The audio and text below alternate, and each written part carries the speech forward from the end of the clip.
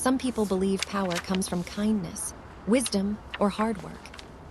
Others believe These documents power prove comes my from making case. Calm everyone down. around them We miserable. will review them. Order in the In the street. quiet suburban town of Fairmont Ridge, nobody embodied that second belief better than Karen Whitmore. For nearly a decade, Karen had become a local legend for all the wrong reasons.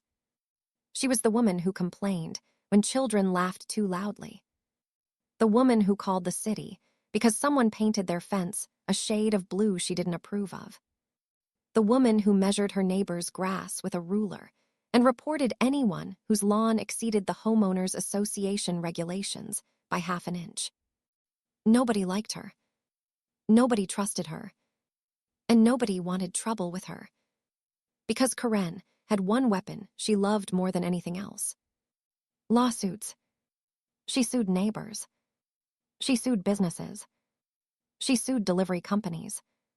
She once sued a local bakery because she claimed the smell of fresh bread entering her backyard lowered her quality of life. Most of her cases were thrown out before they ever reached a courtroom. But that wasn't the point. Karen understood something most people didn't.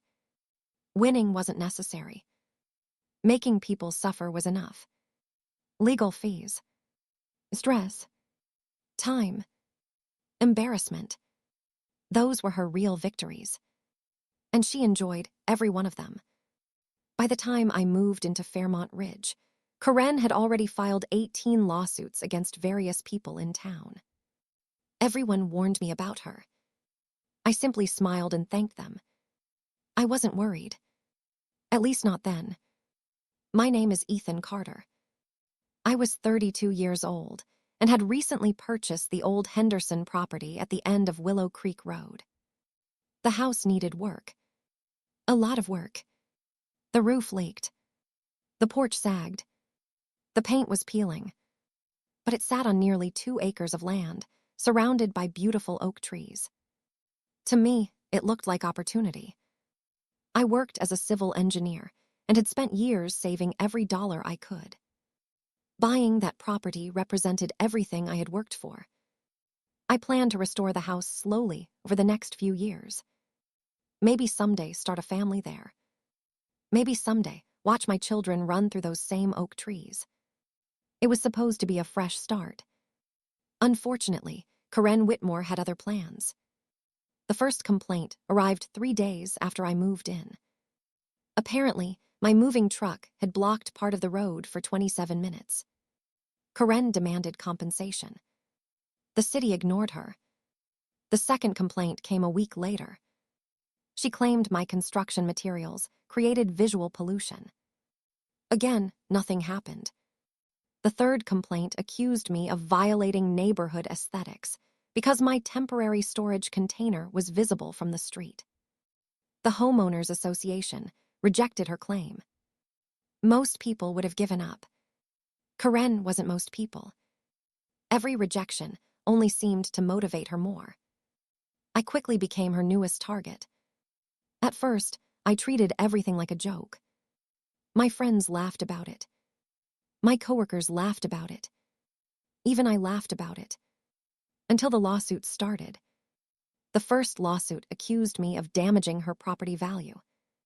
Karen claimed the site of my renovation project had reduced the worth of her home. The case was dismissed. Then came the second lawsuit. This time she claimed noise pollution. Dismissed again. The third lawsuit alleged emotional distress. Dismissed. Fourth. Fifth. Sixth. Each one more ridiculous than the last. But every dismissal still required attorneys. Paperwork. Court appearances. Time away from work. Money. Karen understood that. That was exactly why she kept going. Months passed. The stress began to build. Every time I thought the situation was over, another legal notice appeared. Another accusation. Another demand. Another attempt to make my life difficult. Neighbors sympathized. Several told me they had experienced the same thing before eventually giving in and moving away. That realization bothered me more than the lawsuits themselves. Karen wasn't just filing complaints. She was driving people out. And somehow, nobody had stopped her. One evening, after spending nearly 4 hours reviewing legal documents with my attorney, I sat alone on my unfinished porch, staring into the darkness. For the first time, I considered selling the property. The thought felt like failure. Karen wanted people to quit. She wanted people exhausted enough to surrender. And despite everything I hated about her behavior, part of me understood why so many eventually gave up. Constant conflict wears people down. Even strong people. Especially strong people. Because strong people often spend their energy building things, rather than fighting pointless battles. A week later, Karen escalated again. This time, she accused me of violating drainage regulations. The claim was completely fabricated. An inspection proved it. But before the inspection occurred, she managed to delay part of my renovation project for nearly 2 months. The financial losses were significant. For the first time, anger replaced frustration. Not because of the money. Not because of the inconvenience. But because I realized Karen genuinely enjoyed hurting people. There was no misunderstanding. No confusion. No honest concern. She knew exactly what she was doing. And she liked it. That realization changed everything.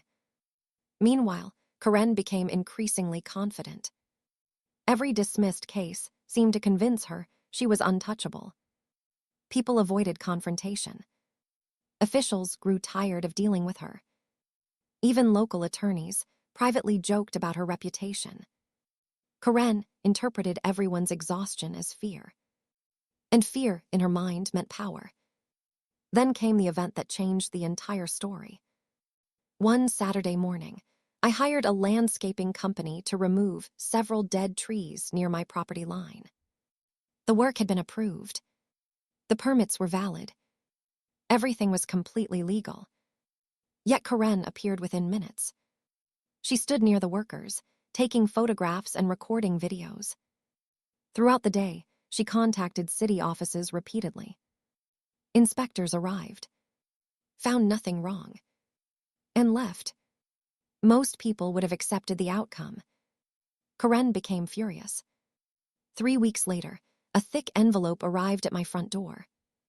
Inside were legal documents, unlike anything I'd seen before. Not one lawsuit. Not 2. Not 3. 19 separate lawsuits. Filed simultaneously. Each containing different allegations. Property damage. Environmental violations. Noise pollution. Emotional distress. Harassment. Negligence. Public nuisance. And numerous other claims, so absurd they bordered on fiction. Karen had filed 19 lawsuits against me at once. 19.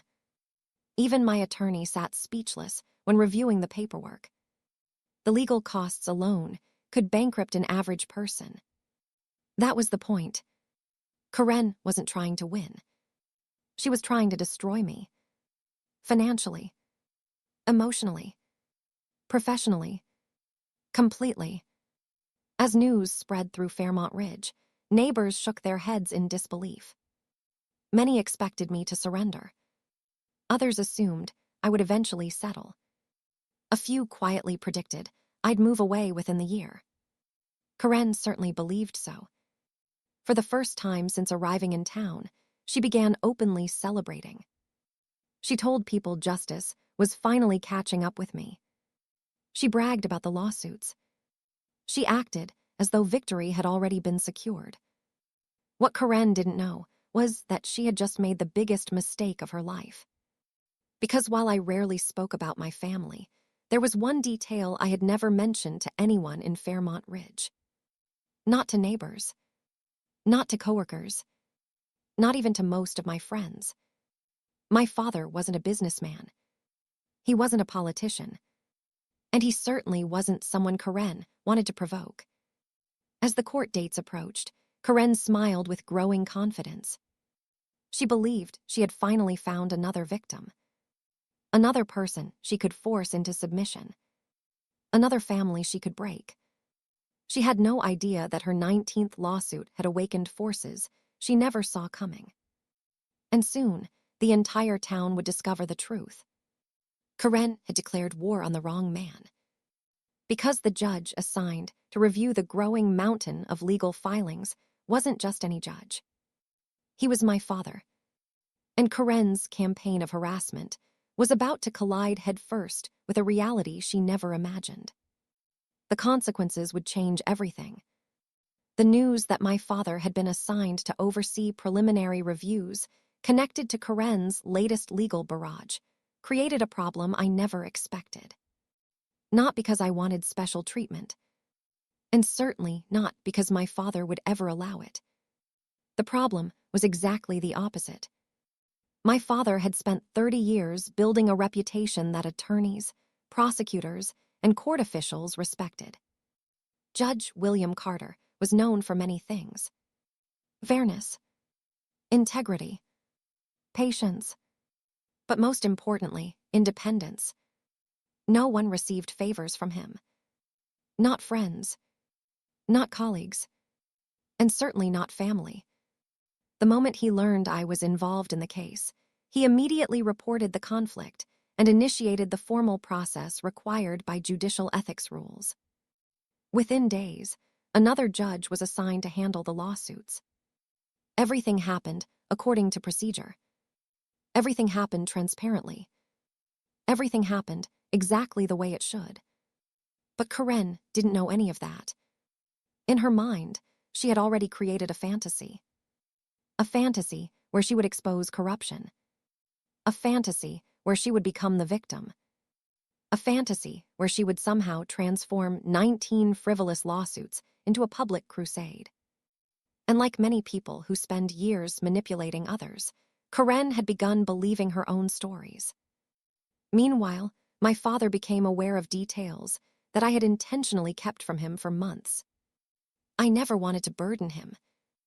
I never wanted him to think I was using his position. So I had stayed quiet. The endless complaints, the inspections, the harassment, the constant legal threats, the attempts to sabotage my property renovations. I handled everything myself. Or at least I tried. When he finally learned the full extent of what had been happening, he wasn't angry.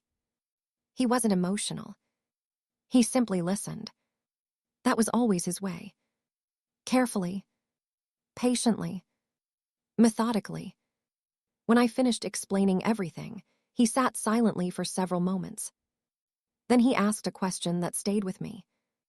Not whether Karen could win. Not whether the lawsuits would survive. Not even whether I planned to fight back.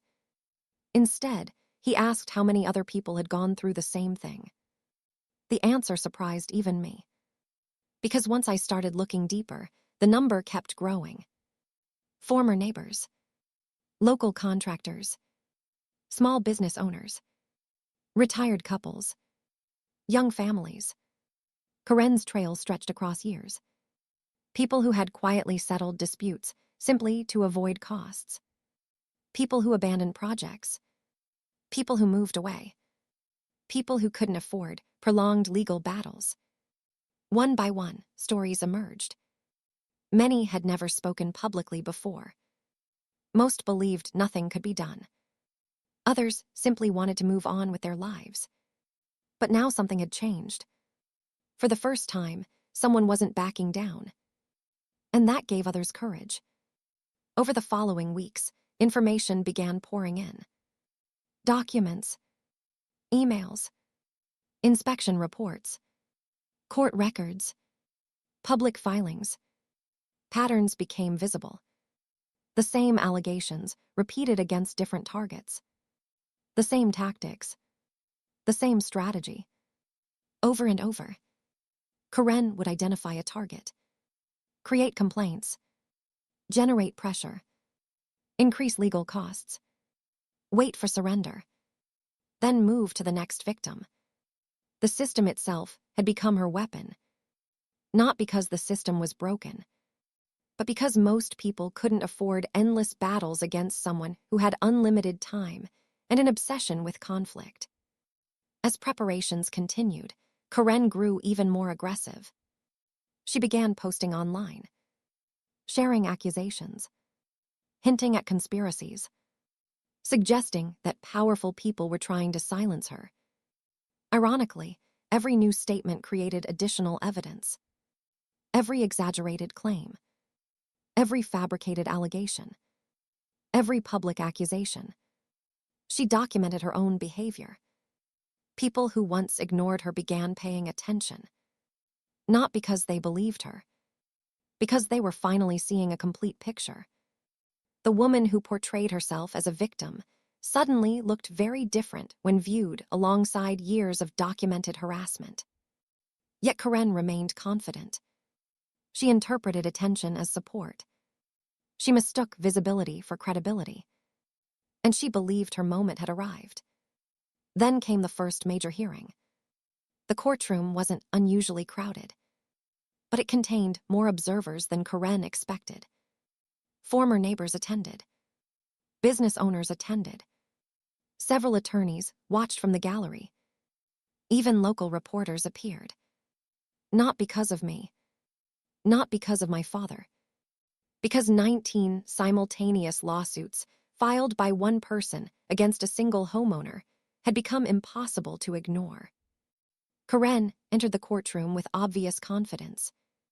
She carried stacks of folders, binders, photographs, charts, documents.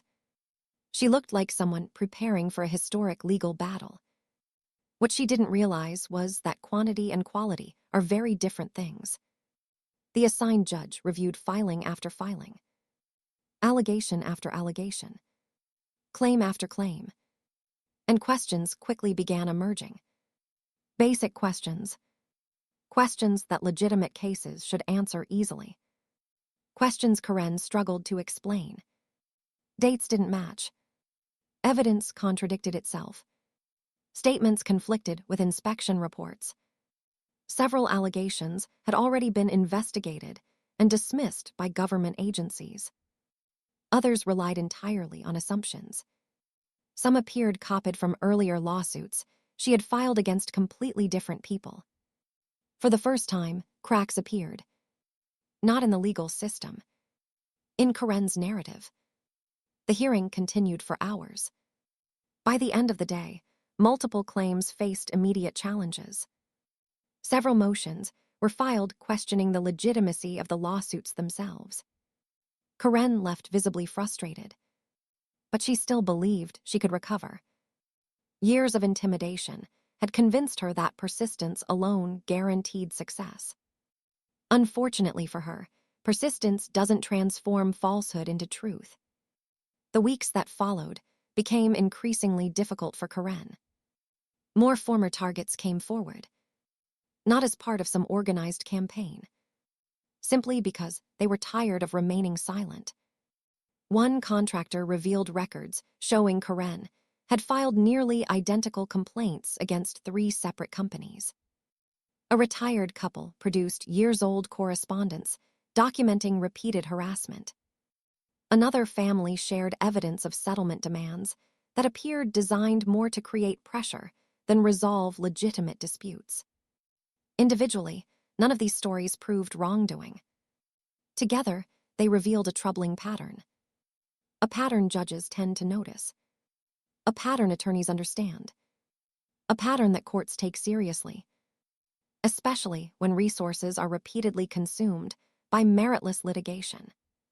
Karen sensed the shift. For the first time in years, people weren't retreating. They weren't apologizing. They weren't paying settlements. They weren't disappearing. Instead, they were standing together. Not united by revenge. United by exhaustion. United by shared experience. United by a desire for accountability. The pressure began affecting Karen's carefully crafted image. Neighbors who once stayed silent started speaking openly. Community meetings became uncomfortable. Questions emerged. People wanted answers. People wanted explanations. People wanted to know why one person had generated so much conflict for so many years. Karen responded the only way she knew how: by escalating. Additional complaints appeared. More accusations surfaced online. More claims targeted public officials. More allegations targeted private citizens. The cycle intensified. And with every escalation, the evidence grew. It was as though Karen couldn't stop herself. Years of success had convinced her that aggression always worked. She never considered the possibility that her own actions might eventually become the strongest case against her. Then a development occurred that changed everything. Court analysts reviewing public records noticed something unusual. Several sworn statements submitted by Karen appeared inconsistent with earlier filings made under oath in different cases. The inconsistencies weren't minor. They involved material facts: dates, events, observations, claims previously presented as absolute truth. Suddenly, attention shifted away from her accusations. Attention shifted toward her credibility. That was a dangerous place for any litigant to be, especially one whose entire strategy depended on being believed. The legal landscape transformed almost overnight. What began as 19 lawsuits against me was slowly evolving into a much larger examination of Karen's conduct. And for the first time, she appeared genuinely nervous. Not publicly, not online, not in front of cameras, but inside the courtroom, subtle changes became visible. The confidence looked forced. The certainty seemed fragile. The woman who once acted untouchable now looked worried. Because deep down, she was beginning to understand something terrifying. The legal system she had used as a weapon for years was no longer pointed at her targets. It was beginning to examine her. And the closer investigators looked, the more questions emerged. Questions that could no longer be ignored. Questions that threatened to expose everything. Questions that might finally reveal the full cost of Karen Whitmore's decade-long campaign against her community.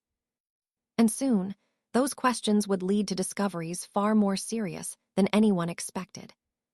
For years, Karen Whitmore had operated under a simple assumption: people would always quit before she did.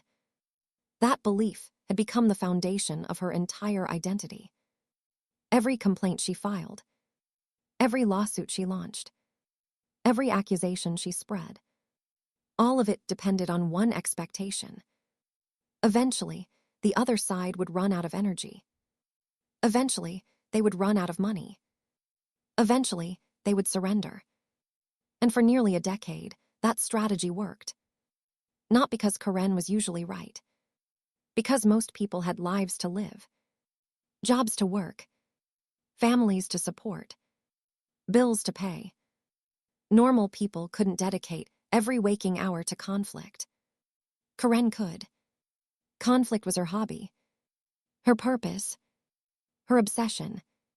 But now she faced something she had never experienced before: resistance. Organized, documented, persistent resistance. Not revenge. Not harassment. Simply accountability. And accountability was something Karen had spent years avoiding. The court's examination of her 19 lawsuits continued. Week after week, motions were filed. Evidence was reviewed. Claims were challenged. The deeper attorneys looked, the stranger things became. Several allegations contained information that could not possibly be accurate. Certain dates contradicted official records. Inspection reports directly disproved some accusations. Photos presented as evidence appeared to have been taken months apart despite being labeled as occurring on the same day. Each inconsistency by itself seemed small. Together, they painted an increasingly troubling picture. The judge overseeing the case remained careful and measured. No dramatic speeches. No sensational announcements. Just methodical review. Question after question. Fact after fact. Document after document. The process moved slowly, but it moved steadily. And that terrified Karen more than anything. Because facts don't get tired. Facts don't get intimidated. Facts don't settle to avoid stress. Facts simply remain, no matter how loudly someone argues against them. Meanwhile, the community of Fairmont Ridge watched closely. People who had spent years avoiding Karen suddenly found themselves discussing her openly. Coffee shops, community meetings, local businesses. Everywhere the same topic surfaced. Not whether Karen was difficult. Everyone already knew that. The question now was whether she had gone too far. Whether years of behavior had finally crossed a line. As scrutiny increased, more information emerged. One former contractor discovered archived emails from several years earlier. The messages documented Karen threatening legal action unless work was performed far beyond the scope of a signed agreement. A small landscaping company produced records showing repeated complaints filed after Karen's demands for free services were denied. Another resident located correspondence detailing attempts to pressure neighbors into abandoning property improvements. Individually, each incident seemed isolated. Collectively, they revealed a pattern of manipulation, a pattern of intimidation, a pattern that stretched much farther than anyone realized. Even people who once defended Karen began distancing themselves. Not because they suddenly disliked her, because the evidence became impossible to ignore. Karen responded predictably. She doubled down, then doubled down again. She filed additional complaints against people who spoke publicly. She accused former neighbors of conspiracy. She alleged corruption within various agencies. She claimed officials were coordinating against her. The accusations became increasingly dramatic, increasingly desperate, and increasingly unsupported by evidence. What Karen failed to understand was that every new allegation created another record, another document, another piece of information for courts and investigators to review. The more she fought, the more she exposed herself. Then came the discovery that changed everything. During a review of court records spanning several years, legal researchers identified something unusual. Karen had repeatedly submitted sworn statements containing contradictory accounts of the same events. In one case, she claimed to have witnessed an incident personally. In another filing, she described learning about that same incident days later from a third party. Elsewhere, timelines shifted. Descriptions changed. Facts evolved depending on what supported her position at the time. The discrepancies were significant enough to trigger deeper examination. Suddenly, attention shifted from frivolous litigation to something much more serious. Credibility. And once credibility becomes the issue, every prior statement matters. Every filing matters. Every sworn declaration matters. Karen's legal team began showing visible signs of concern.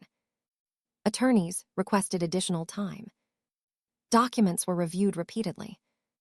Meetings became more frequent. The confidence displayed during earlier hearings disappeared. Because even experienced lawyers struggle when their clients' own records become the biggest problem in the case. Meanwhile, my own situation improved considerably. Several of the 19 lawsuits were dismissed outright. Others faced severe procedural challenges. A few survived temporarily, but their foundations appeared increasingly weak. The strategy Karen had relied upon for years was collapsing. Not because anyone gave me special treatment. Not because of my father's position. But because sunlight had finally reached places where darkness once protected her. The truth was becoming visible. And truth has a way of changing everything. Around this time, local media became interested. Carefully, cautiously, They avoided sensationalism. Instead, they focused on public records, court filings, community concerns, patterns of litigation. The coverage raised reasonable questions. Questions many residents had quietly wondered about for years. How had one individual generated so many disputes? Why had similar allegations appeared repeatedly? Why did so many former targets tell remarkably similar stories? Karen hated the attention. For years, she controlled the narrative. Now the narrative belonged to facts. And facts were not cooperating. The pressure began affecting every aspect of her life. Neighbors avoided her. Community organizations limited interactions. People stopped engaging with her accusations. The influence she once wielded started disappearing. Slowly at first, then rapidly. Because influence built on fear is fragile. The moment people stop being afraid, it evaporates. One evening, while reviewing documents with my attorney, we encountered a statement that perfectly summarized the situation. A judge in an unrelated prior case had described Karen's conduct as a troubling pattern of repetitive litigation, lacking substantial evidentiary support. The comment had been buried deep inside old records, almost forgotten. But now it resurfaced, and it captured exactly what many people had experienced. Karen wasn't simply filing lawsuits. She was weaponizing the process itself. That distinction mattered. Courts protect access to justice. They encourage legitimate disputes to be heard. But they also recognize when legal systems are misused. And increasingly, evidence suggested that Karen had crossed that line repeatedly. Then came another devastating development. Financial records connected to previous settlements revealed something investigators hadn't expected. Several individuals had paid money not because they believed Karen's claims. They paid because defending themselves cost more than settling. The amounts varied. Some were small, others substantial. But together, they demonstrated a disturbing reality. Karen's strategy generated results. Not through truth, through pressure. That realization changed the tone of proceedings dramatically. What once appeared merely annoying now looked potentially abusive. The distinction was critical, and Karen knew it. For the first time since the saga began, she attempted something entirely different. She offered settlement discussions, not from a position of strength, from a position of fear. The woman who once filed 19 lawsuits simultaneously suddenly wanted compromise. The timing was impossible to ignore. Years of aggression followed by sudden cooperation. Years of confidence followed by sudden caution. People noticed. Judges noticed. Attorneys noticed. Everyone noticed. But by then, events had progressed too far. Questions remained unanswered. Evidence remained under review. The process continued, and Karen's ability to control outcomes continued shrinking. Then the final blow arrived. A comprehensive review of her litigation history was completed. The report didn't contain dramatic accusations. It didn't need to. The numbers spoke for themselves. Case after case, complaint after complaint, dismissal after dismissal. An overwhelming pattern emerged. A pattern that no longer looked accidental. A pattern that suggested systematic misuse of legal resources over many years. When the findings became part of the court record, a wave of silence swept through Fairmont Ridge. Because everyone understood what was happening. The empire Karen had spent years building was crumbling. Not because someone attacked her. Because the foundation had never been stable. It had always depended on fear. And fear was finally losing its grip. Yet the most important decision had not been made. The most serious consequences had not arrived. The most dramatic chapter remained unwritten. As courts prepared to determine exactly how Karen's conduct should be addressed, One question lingered above all others. What happens when someone spends years abusing a system designed to protect people? The answer was coming, and it would change Karen Whitmore's life forever. For nearly 10 years, Karen Whitmore had walked through Fairmont Ridge as though the rules applied to everyone except her. She believed she was smarter than her neighbors, more determined than her opponents, more persistent than the legal system itself. And for a long time, that belief seemed justified. People moved away. Businesses settled. Families surrendered. Contractors avoided the neighborhood altogether. Karen interpreted every retreat as proof of her superiority. She never stopped to consider another possibility. Maybe people weren't losing to her. Maybe they simply valued peace more than conflict. Maybe they had lives worth living beyond endless arguments. Maybe they chose to walk away because they had something better to do than spend years fighting one angry woman. That distinction mattered, because when someone finally refused to retreat, Karen discovered a truth she had spent years avoiding. Fear and respect are not the same thing. The final hearings began several months after the 19 lawsuits were filed. By then, the atmosphere inside the courtroom had changed completely. At the beginning of the case, Karen had arrived carrying confidence. Now she arrived carrying uncertainty. The stacks of documents remained. The binders remained. The accusations remained. But the certainty was gone. Years of scrutiny had exposed weaknesses she could no longer explain away. Years of records had revealed patterns she could no longer hide. And years of behavior had finally caught up with her.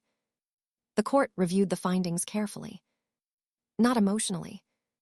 Not politically. Not personally. Methodically. The same way justice is supposed to work. The evidence showed repeated filings lacking merit.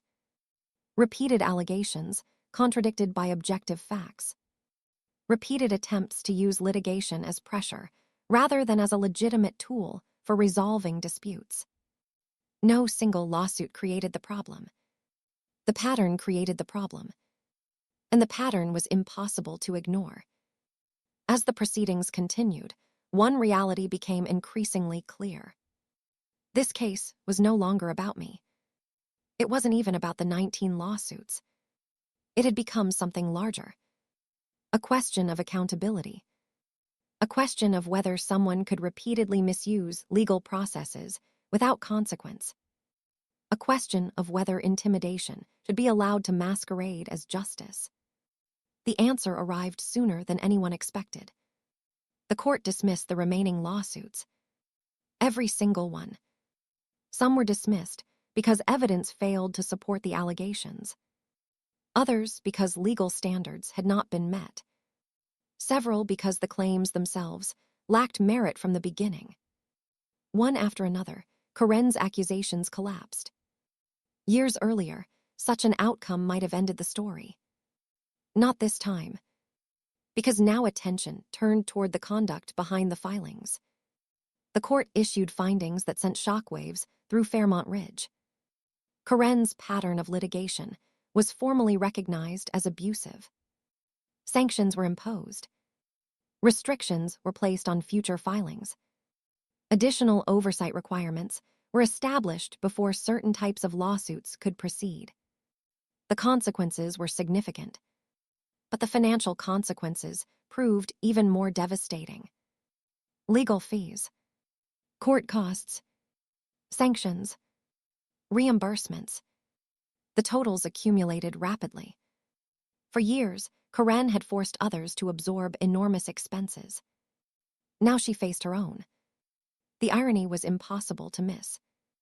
The very weapon she used against others had turned against her. News spread quickly. Not because people celebrated, because people were stunned. For so long, Karen appeared untouchable. For so long, she seemed immune to consequences. For so long, she controlled the narrative. Now the illusion had shattered. Neighbors who once avoided eye contact openly discussed the outcome. Former victims called one another. Business owners shared updates. Families who had quietly suffered years earlier finally felt vindicated.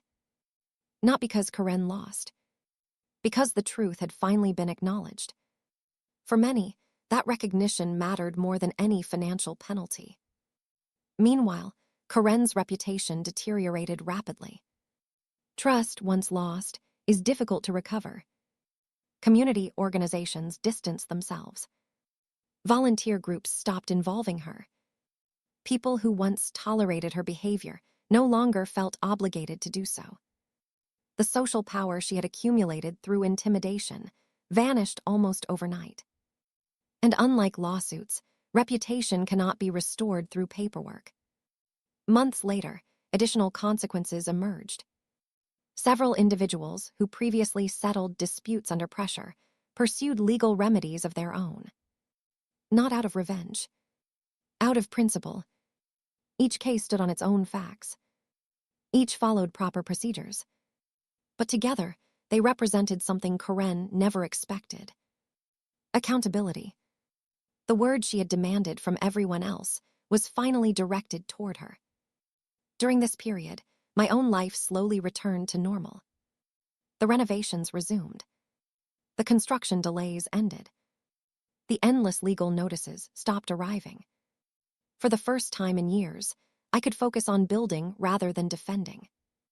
The house transformed gradually. New roofing replaced old damage.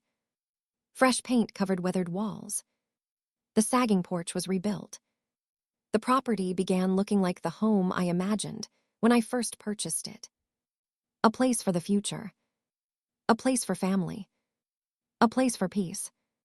One afternoon, nearly a year after the first lawsuit had been filed, I sat on the completed porch watching sunlight filter through the oak trees. The same trees that had survived storms for decades. The same trees Karen once tried to use as ammunition in another complaint. The irony made me smile. So much energy had been wasted on conflict. So much time lost to bitterness. And yet life moved forward anyway. The most surprising development came from my father. Despite everything that happened, he rarely discussed the case. He believed judges should let their work speak for itself. But one evening, while visiting the property, he shared a simple observation. He said that most people misunderstand justice. They imagine dramatic courtroom victories, spectacular revelations, sudden punishments. In reality, justice often moves slowly, painfully slowly, sometimes so slowly that people lose faith in it. But when it works properly, justice isn't about destroying someone. It's about restoring balance. Looking back, I realized he was right. Karen's downfall wasn't caused by one judge, one lawsuit, one decision, or one person. It resulted from years of choices, years of actions, years of consequences accumulating quietly beneath the surface. Like water eroding stone. Invisible at first, unstoppable eventually. That was the real lesson. Karma rarely arrives in a single dramatic moment. More often, it arrives through patterns. The habits people repeat. The treatment they give others. The choices they make when nobody forces them to choose differently. Karen spent years creating misery for people around her. She spent years believing consequences were something that happened to other people. She spent years mistaking fear for respect and intimidation for strength. In the end, those beliefs became the very thing that destroyed everything she had built. As for Fairmont Ridge, the town slowly healed. New families moved in. Old wounds faded. Community meetings became quieter. Neighbors became friendlier.